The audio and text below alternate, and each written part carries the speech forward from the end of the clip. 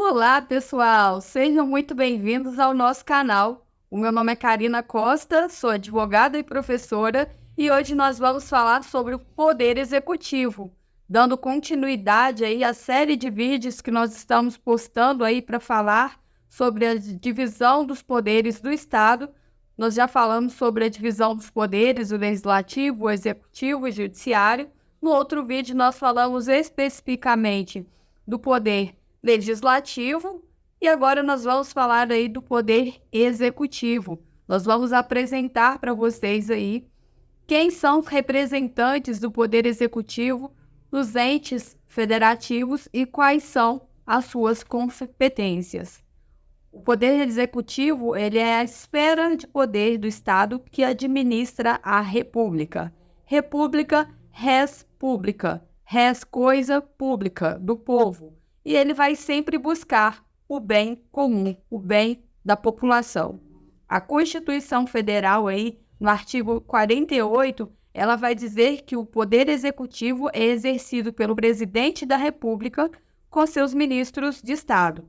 Por tratar-se o nosso país de uma república federativa, os entes federados possuem representatividade e autonomia em cada esfera do poder. Nos estados, Distrito Federal e municípios, o poder executivo é representado por governadores, governadores distritais e prefeitos, respectivamente. O executivo é a esfera do poder da ação. É ele que arrecada impostos e administra as contas públicas e entrega serviços à população.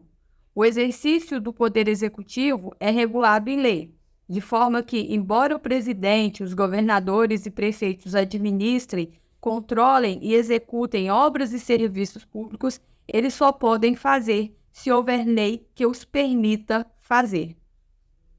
Então, nós vamos ter aí que existem 3 leis que vão guiar a atuação do Poder Executivo durante os 4 anos do mandato. Elas são aí o Plano Plurianual, também conhecido como PPA, a LDO, que é a Lei de Diretrizes Orçamentárias, e a Lei Orçamentária Anual. Pessoal, são 3 leis bases que vão delimitar aí a forma de atuação dos representantes do Poder Executivo durante os seus mandatos. O Plano Plurianual, ele é elaborado no primeiro ano do mandato do chefe do Poder Executivo.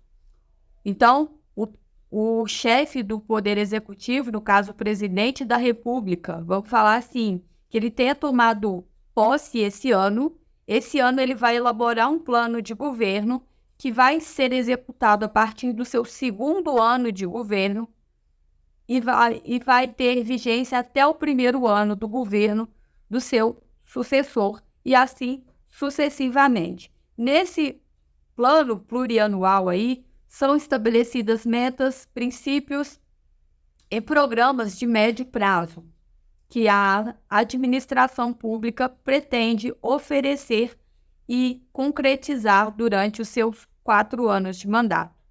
E aí nós vamos ter também a Lei de Diretrizes Orçamentárias. A Lei de Diretrizes Orçamentárias, ela tem uma duração de 2 anos e ela vai ser a responsável ali por fazer a ligação entre o Plano Plurianual e a Lei Orçamentária Anual. A Lei Orçamentária Anual, por outro lado, ela é o orçamento da União. Ela é o orçamento do Executivo propriamente dito. Então, foram esses aí os slides que eu apresentei para vocês.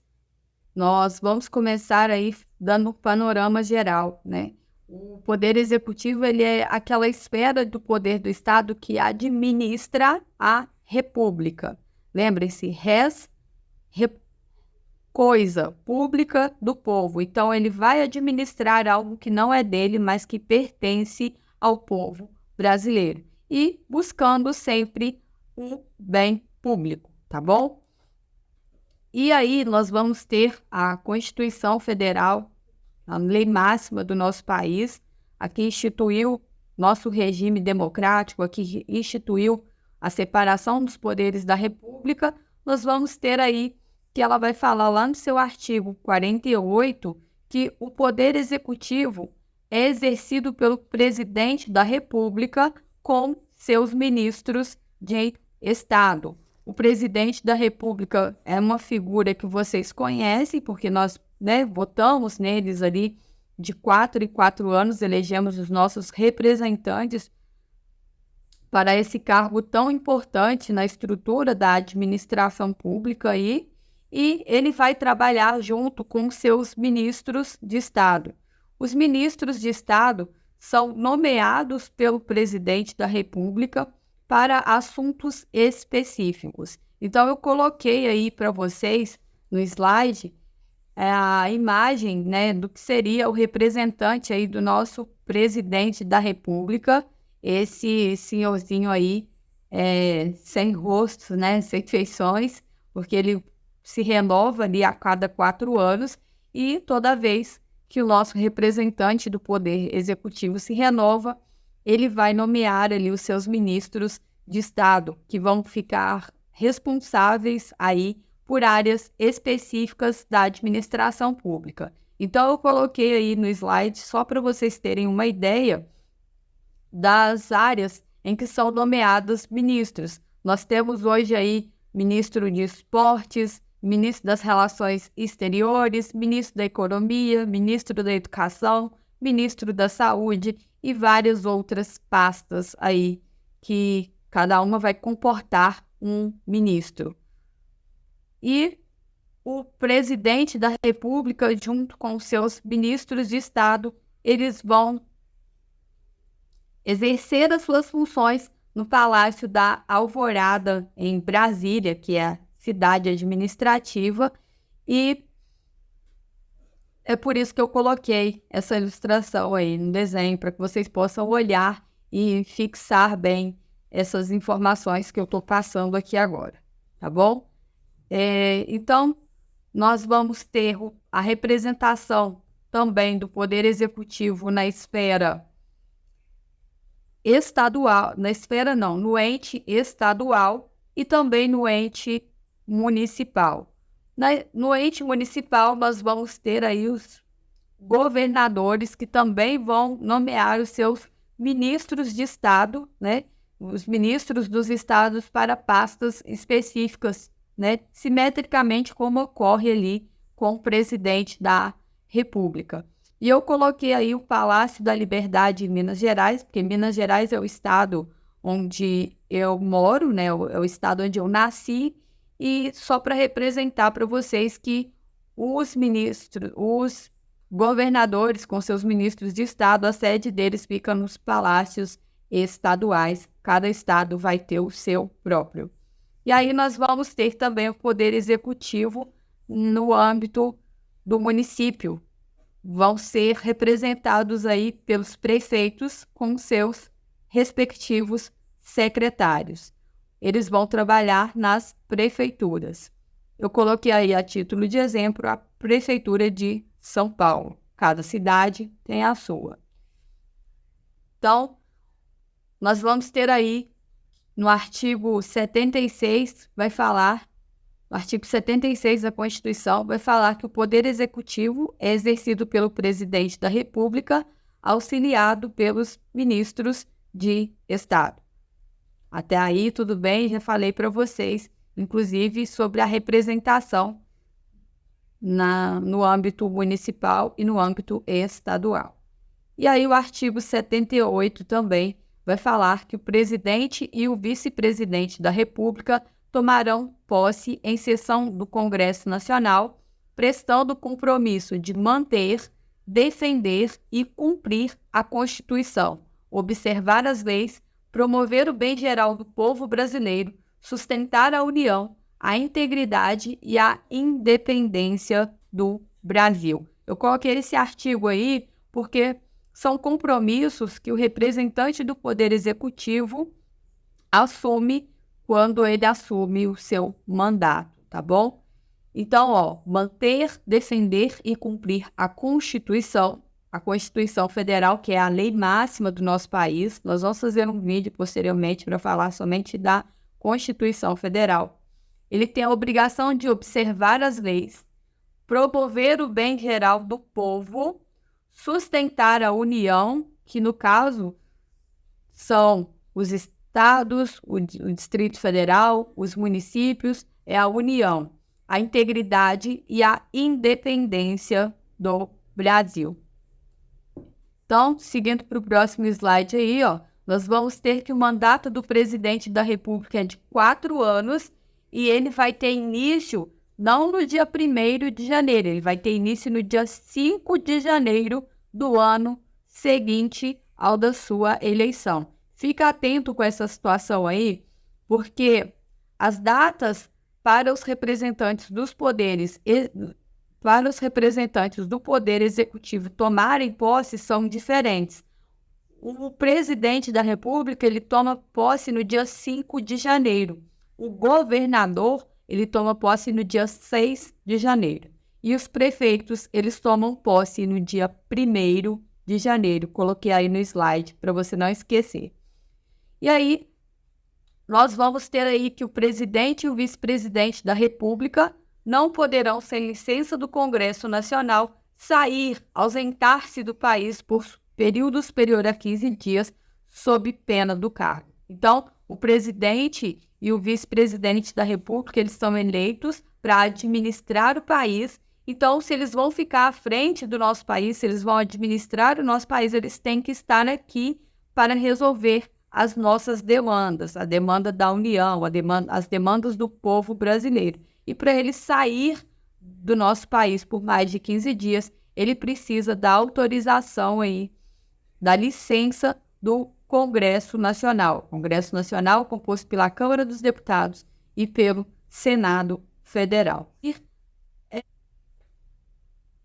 Então, agora que nós já falamos um pouquinho sobre os representantes do Poder Executivo, nós vamos falar, antes de adentrar na questão das competências, sobre 3 leis que são essenciais e elas vão guiar e permitir os gastos públicos, o desenvolvimento de obras, projetos, serviços oferecidos à população. Elas são o Plano Plurianual, a Lei de Diretrizes Orçamentárias e a Lei Orçamentária Anual. Todas essas 3 leis, elas são elaboradas em todos os entes da federação, na União, nos estados, no Distrito Federal e nos municípios. Então, ó, nós temos ali o Plano Plurianual, também chamado de PPA. Ele é elaborado aí no 1º ano do mandato do chefe do Poder Executivo e ele depende de aprovação do Poder Legislativo. Então, como que isso acontece?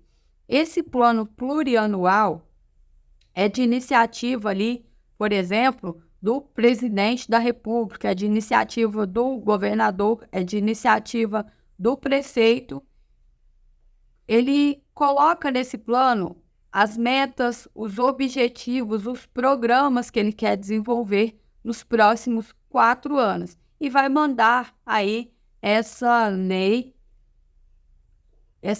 Plano Plurianual para aprovação do Poder Legislativo. O PPA, ele é uma lei documento. Como eu disse para vocês, ele vai fixar objetivos, programas, metas de médio prazo a serem desenvolvidos pelo Poder Executivo. E ele vai ser executado, do 2º ano do mandato presente até o 1º ano do mandato seguinte. No PPA vão estar documentadas ali as intenções de gastos de dinheiro público nos próximos anos, sendo que nenhum programa de duração continuada ou de médio prazo que não esteja prevista no PPA pode ser executado pela administração pública. Então, nós vamos ter aí, o PPA fixando metas, diretrizes e objetivos para os próximos 4 anos da administração pública. Além dele, nós vamos ter a LDO. A LDO, ela vai traçar diretrizes a serem traçadas nos próximos 2 anos para que seja possível alcançar a consecução dos objetivos, das metas que foram traçadas lá no PPA e desenvolver os programas que foram nele previstos. Então, podemos dizer que a Lei de Diretrizes Orçamentárias é o elo de ligação entre o Plano Plurianual e a Lei Orçamentária Anual. E, por fim, nós vamos ter a Lei Orçamentária Anual. A Lei Orçamentária Anual, ela prevê as receitas, ou seja, tudo que a União, os estados, o Distrito Federal ou os municípios terão para receber, para arrecadar. E ela também vai fixar as despesas anuais do ente administrativo. Por exemplo, ela vai colocar quanto que vão ser pagos durante aquele ano em precatórios, quanto vai ser utilizado para pagamento de servidores. E assim, nós vamos ter exatamente um orçamento. Receita que entra, despesa que vai, tá bom? Ela é o orçamento propriamente dito. Ela define de onde vem e para onde vai o dinheiro público. Então, nós vamos ter essas 3 leis aí, delimitando a atuação da administração pública. Ainda temos que nos atentar que a Constituição, ela estabelece e destina alguns percentuais recolhidos de impostos a áreas específicas, como, por exemplo, saúde e educação. Assim, ao elaborar as leis citadas, o PPA, o LDO e o LDA, o administrador público, o presidente, o prefeito, os governadores, eles têm que se atentar a percentuais mínimos da arrecadação que tem que ser destinado para áreas específicas.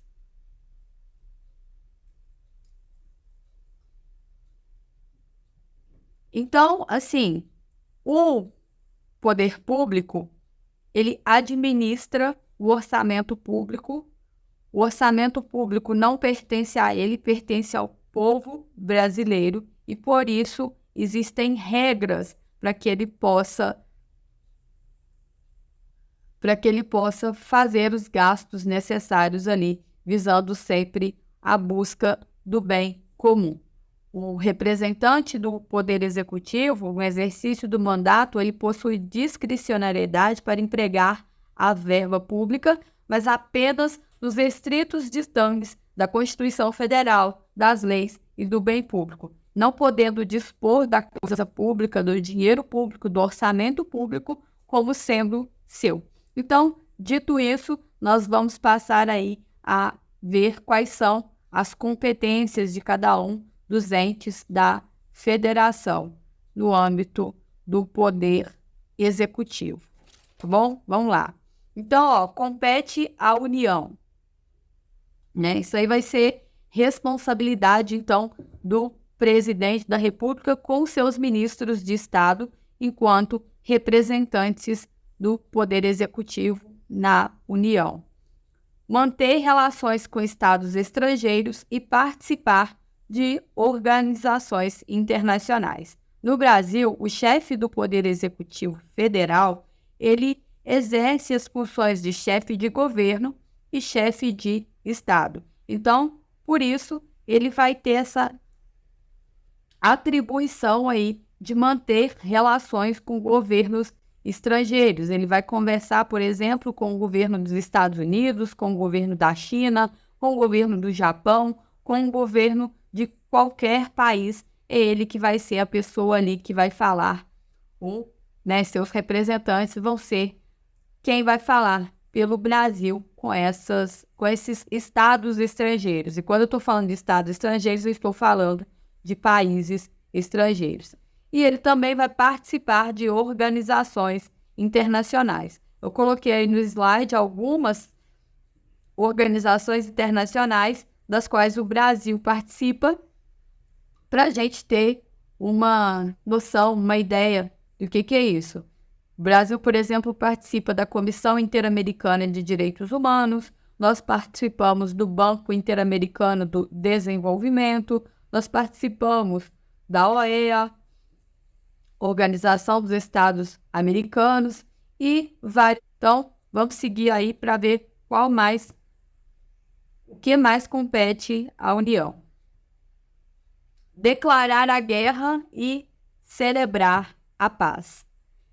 É a União que vai declarar a guerra e é ela também que vai celebrar a paz. Por isso que eu coloquei aí os soldadinhos, o nosso tanque de guerra, né, a bomba explodindo e a bandeira branca que representa aí a paz, tá bom? Assegurar a defesa nacional.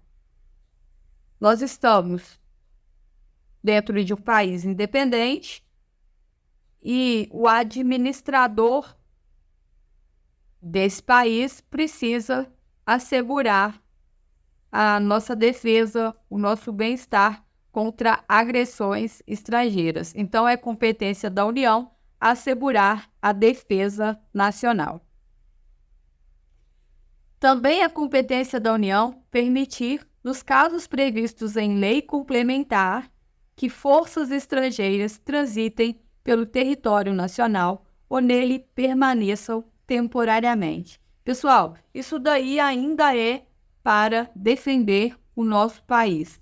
Por quê? Porque se nós começarmos a deixar entrar aqui no Brasil forças estrangeiras, exército estrangeiro, aviões de caça estrangeiro, tanques de guerra de outros países, sem que haja uma lei complementar que preveja isso e sem que haja uma autorização, podem vir para o nosso país forças estrangeiras mal intencionadas e que queiram até tomar o território, tomar o poder aqui. Então, é a União também que vai promover aí a defesa do nosso país e, por causa disso, vai permitir ou não que essas forças estrangeiras elas entrem e permaneçam no nosso território temporariamente, tá bom?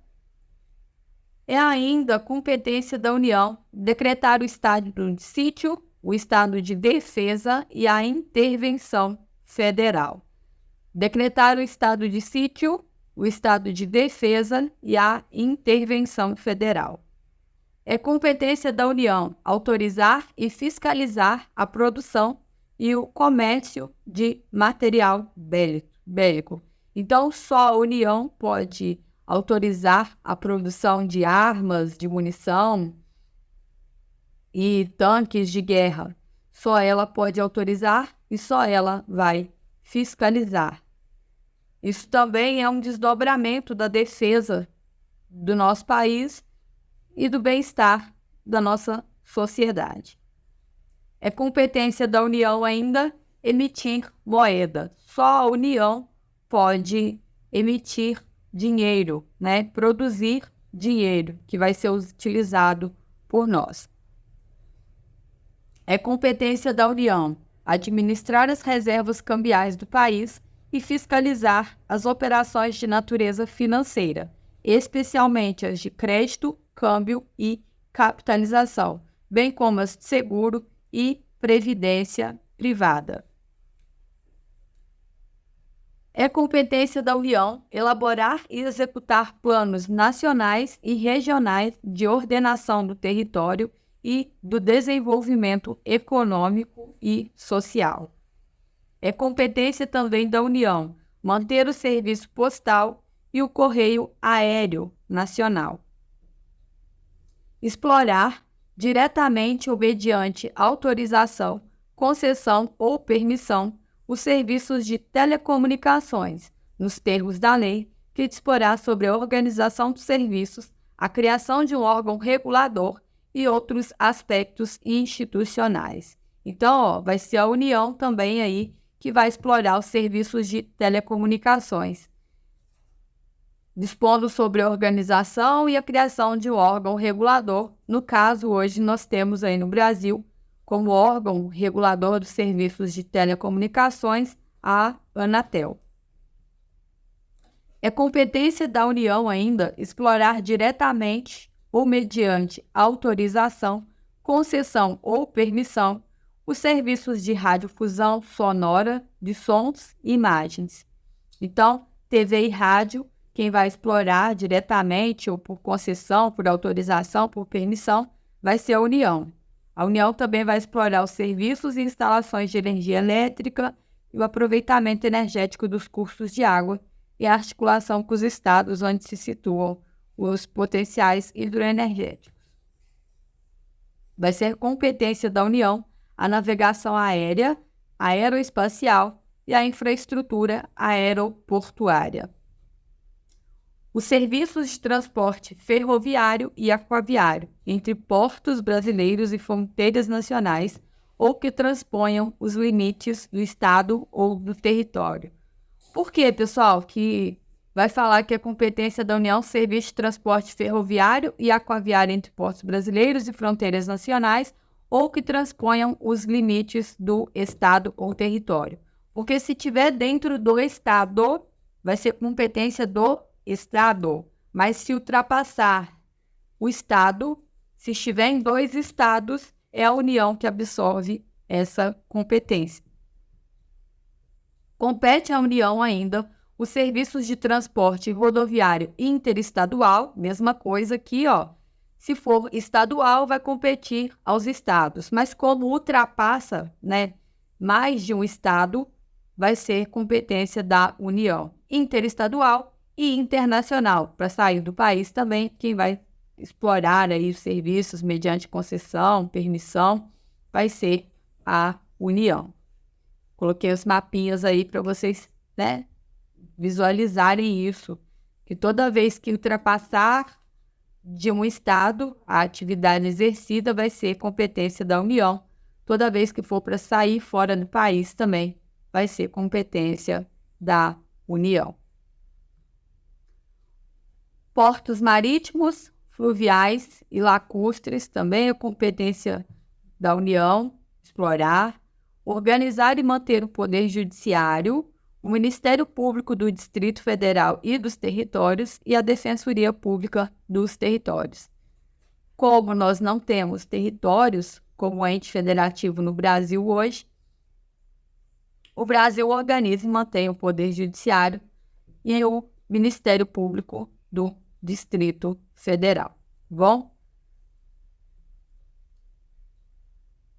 Vai ser competência da União também organizar e manter a Polícia Civil, a Polícia Penal, a Polícia Militar e o Corpo de Bombeiros Militar do Distrito Federal, porque o de cada estado vai ser competência dele, bem como prestar assistência financeira ao Distrito Federal para execução de serviços públicos por meio de fundo próprio. Nós vamos ter aí como competência da União organizar e manter os serviços oficiais de estatística, geografia, geologia e cartografia de âmbito nacional. Exercer a classificação por efeito indicativo de diversões públicas e programas de rádio e TV. Conceder anistia. Pessoal, conceder anistia é conceder o perdão judicial. Tá? Às vezes acontece algum crime lá por força de alguma lei temporária, por exemplo, e o indivíduo foi condenado por esse crime, então o presidente da República pode ir lá e conceder anistia, é o perdão da pena, tá bom? Planejar e promover a defesa permanente contra as calamidades públicas, especialmente as secas e as inundações. Planejar e promover a defesa permanente contra as calamidades públicas, especialmente as secas e as inundações. Vocês viram o que aconteceu recentemente lá no Rio Grande do Sul? Aquela inundação? Deveria haver algum planejamento para que se pudesse fazer ali a defesa permanente, para que a gente pudesse prevenir, né, aquela inundação que ocorreu lá, ou pelo menos minimizar os prejuízos que houveram lá. As inundações no Rio Grande do Sul são um exemplo, porque elas estão acontecendo aí com uma certa regularidade, então elas têm que ser aí observadas de perto pelos poderes públicos, especialmente o poder executivo, para que possa ser feita uma defesa prévia e permanente contra essas inundações. E a mesma coisa contra as secas, né? As secas também, elas devastam o estado ou a cidade por onde elas passam, e elas também têm que ser aí objeto de planejamento e promoção de defesa permanente. O poder público chega geralmente depois que a situação acontece, mas é uma competência do poder público, especialmente da União, planejar e promover a defesa permanente e prévia das calamidades públicas. Também é competência da União instituir Sistema Nacional de Gerenciamento de Recursos Hídricos e definir critérios de outorga de direitos do seu uso. Instituir diretrizes para o desenvolvimento urbano, inclusive habitação, saneamento básico e transportes urbanos. Tá vendo aí que essa competência em instituir diretrizes é porque ela é repartida com estados, Distrito Federal e municípios. Todos esses entes vão trabalhar de forma conjunta quando o assunto for desenvolvimento urbano, habitação, saneamento básico, transportes urbanos, e por isso a União vai apenas instituir diretrizes, tá bom? Aí nós vamos ter também, como competência da União, estabelecer princípios e diretrizes para o Sistema Nacional de Aviação,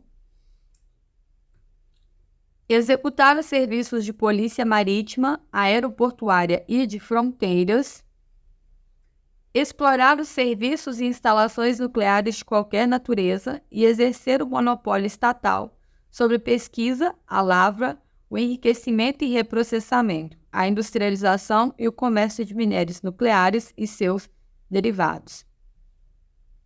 Organizar, manter e executar a inspeção do trabalho. A inspeção do trabalho hoje é feita por meio da SIT, que é a Secretaria da Inspeção do Trabalho e Emprego da Administração Pública Federal. Nós vamos ter aí também como competência da União estabelecer as áreas e as condições para o exercício da atividade de garimpagem em forma associativa, organizar e fiscalizar a proteção e o tratamento de dados pessoais nos termos da lei. Pessoal, então, eu coloquei aqui o rol dos 26 incisos da Constituição Federal que falam sobre competências da União. Esse rol, ele não é taxativo, esse rol é exemplificativo, porque, na verdade, a União compete todo e qualquer assunto, seja com competência plena, seja para exercer essa competência em colaboração com estados, Distrito Federal e municípios, seja para exercer a competência de forma concorrente com estados, por exemplo. A União é capaz de influenciar em qualquer assunto que seja do nosso território, tá bom? Então, ela pode influenciar em todos os assuntos, mas a lei cita esses daí porque esses são específicos da União, não podem ser exercidos por outros entes aí federativos, porque eles interessam a todo o povo, a toda a gente, eles influenciam na vida de todas as pessoas, de norte a sul, de leste a oeste. Então, agora nós podemos passar aí para as competências aplicáveis aos estados, os estados que são representados aí pelos governadores. O artigo 28 da Constituição vai falar que a eleição do governador e do vice-governador de estado para mandato de 4 anos realizar-se-á no primeiro domingo de outubro, em primeiro turno, e no último domingo de outubro, em segundo turno, se houver, do ano anterior ao do término do mandato de seus antecessores. E a posse ocorrerá em 6 de janeiro do ano subsequente. Se ligue a isso, a posse vai ser do governador, que se dará no dia 6 de janeiro e não no dia 1º. como acontece com o prefeito, e nem no dia 5, como acontece com o presidente. E aí, quais são as competências dos estados? A Constituição vai falar que os estados eles se organizam e regem-se pelas constituições e leis que adotarem, observados os princípios da Constituição Federal. Então, assim como nós temos a Constituição Federal, que é a lei máxima do país, nós vamos ter, no âmbito estadual, a Constituição também estadual. Ela vai ser a lei máxima do estado, mas ela deve obedecer a tudo que diz respeito à Constituição Federal, tá bom? E o artigo 25 ainda vai dizer que são reservadas aos estados as competências que não lhes sejam vedadas por esta Constituição. Então, nós vimos aqui as competências que são da União. Se a Constituição Federal não proibiu que os estados atuassem diante de certas matérias, diante de certos assuntos, é porque ela pode atuar, tá bom? Lembrando que ela sempre vai ter que observar a Constituição Federal, as leis federais e também o poder público federal. Então, dito isso, vamos seguir aí com o slide.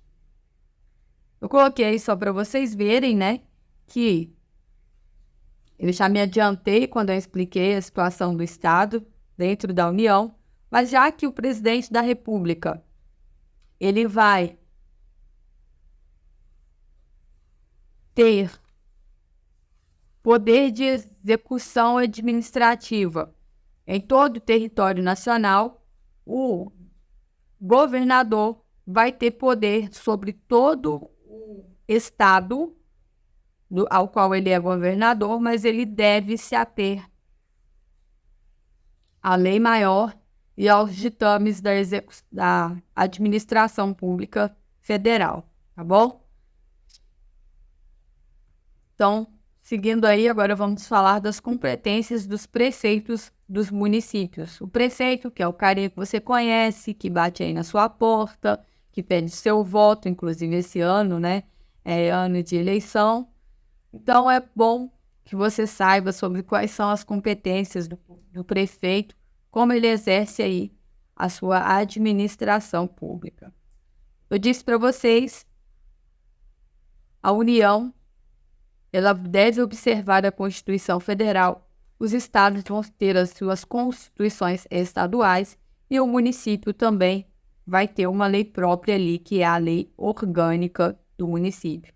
Que, como eu falei também sobre a Constituição Estadual, a lei orgânica do município deve obedecer e ser compatível com a Constituição Federal e com a Constituição Estadual, ok? Então, vamos continuar aí. Compete aos municípios, inciso 2 do artigo 30, instituir e arrecadar os tributos de sua competência, bem como aplicar suas rendas, sem prejuízo da obrigatoriedade de prestar contas e publicar balancetes nos prazos fixados em lei. Então, assim como a União vai ter vai receber impostos, os estados vão arrecadar impostos, os municípios também arrecadam seus impostos e vão aplicar sem prejuízo da obrigatoriedade de prestar contas, publicar balancetes e, obviamente, observar a Constituição Federal, observar os percentuais que a Constituição Federal fixa ali, que deve ser investido em cada área pública, tá bom? Cabe aos municípios também criar, organizar e suprimir distritos, observada a legislação estadual. Então, o município, né, a cidade, ela pode criar áreas especiais para desenvolver determinadas atividades. Aqui em Minas Gerais, por exemplo, nós temos a cidade administrativa em Belo Horizonte, que é onde a sede do governo exerce ali as suas atividades, e nós vamos ter aí, por exemplo, os distritos industriais, que são regiões específicas para a atuação de empresas, por exemplo. Também é competência do município organizar e prestar diretamente ou sob regime de concessão ou permissão serviços públicos de interesse local, incluindo o de transporte coletivo, que tem caráter essencial. Então, vai ser o poder público que vai prestar ali, né, serviço de ônibus coletivo, o serviço de limpezas de ruas e repartições, e a guarda municipal também hoje pode ser criada aí pelo Poder Executivo Municipal. Seguindo o nosso slide, também é competência do município manter com a cooperação técnica e financeira, então não é sozinho, é com a cooperação técnica e financeira da União e do Estado, programas de educação infantil e ensino fundamental. Nós vamos ter também aí, a competência para prestar serviços de atendimento à saúde da população, também com cooperação técnica e financeira da União e do Estado. É competência ainda dos municípios promover, no que couber, adequado ordenamento territorial mediante planejamento e controle do uso, do parcelamento e da ocupação do solo urbano. Promover a proteção do patrimônio histórico-cultural local, observada a legislação e a ação fiscalizadora federal e estadual. Então, o poder público municipal, ele também vai zelar ali, né, pelos prédios tombados, pelas construções que contam, por exemplo, a história da cidade, as festas típicas que são feitas naquela região, naquela cidade. Ele vai promover aí essa proteção que é considerada patrimônio histórico-cultural local. Então, essas aí, elas são as competências de cada um dos entes federativos, a União, os estados e os municípios. Ficou faltando falar para vocês sobre o Distrito Federal. Eu fiz isso propositalmente porque acredito que o Distrito Federal é um caso à parte que nós temos que falar num vídeo separado, mas já fiquem vocês sabendo aí que o Distrito Federal ele acumula competências de estados e dos municípios. Acredito que importante para vocês guardarem dessa nossa conversa aqui hoje é a situação de que o poder executivo no Brasil ele é representado aí respectivamente pelo presidente da República no nível federal, pelos governadores no nível estadual, pelos prefeitos no nível municipal e pelo governador distrital no Distrito Federal. É importante vocês saberem também que 3 leis são aquelas que regem aí a atuação da administração pública. O Plano Plurianual, a Lei de Diretrizes Orçamentárias e a Lei Orçamentária Anual. E ainda, tudo que for de competência geral, tudo que for de interesse geral, tudo que for para proteger o nosso país, tudo que for para proteger o nosso Estado, via de regra, será de competência da União. E aí, existem competências repartidas ou concorrentes entre a União e os estados e o Distrito Federal. Essas competências elas vão ser delineadas também pela Constituição Federal e existem as competências comuns entre a União, os estados, o Distrito Federal e os territórios, sendo que as competências que cabem aos 4 entes vão ser comuns. A União vai dar ali diretrizes, o Estado vai fixar, por exemplo, programas e o município, de repente, pode executar. Vamos ter aí a atuação de todos os entes federativos em determinadas matérias. Então, eu espero que vocês tenham gostado desse vídeo, do conteúdo, apesar de ser um pouquinho pesado, eu acredito que ficou bem ilustrado assim. E se você gostou desse vídeo, senta o dedo no like aí, deixa aí a gente saber que você gostou desse vídeo, que você tá conseguindo acompanhar o conteúdo. Pode nos enviar comentários também, nós vamos responder assim que possível. Compartilhe esse vídeo com as pessoas que você acha que podem se interessar pelo assunto aí e que queiram se preparar para concursos públicos. Nos vídeos anteriores, eu corrigi algumas questões relacionadas ao assunto, mas nesse vídeo eu optei por separar. Então, eu vou encerrar esse vídeo por aqui, sem as questões habituais ao final do vídeo, mas eu vou colocar um novo vídeo para que a gente possa estar resolvendo aí 10 questões envolvendo o poder executivo. E aí, uma questão de concurso, ela nunca pega um assunto único, né? Então, estão ali outras questões também, como poder legislativo, poder judiciário. Então, achei melhor separar. Se vocês quiserem assistir esse próximo vídeo com a correção das questões, é só clicar no card aqui, ó, que vai aparecer em algum lugar dessa tela. Fiquem bem e até a próxima.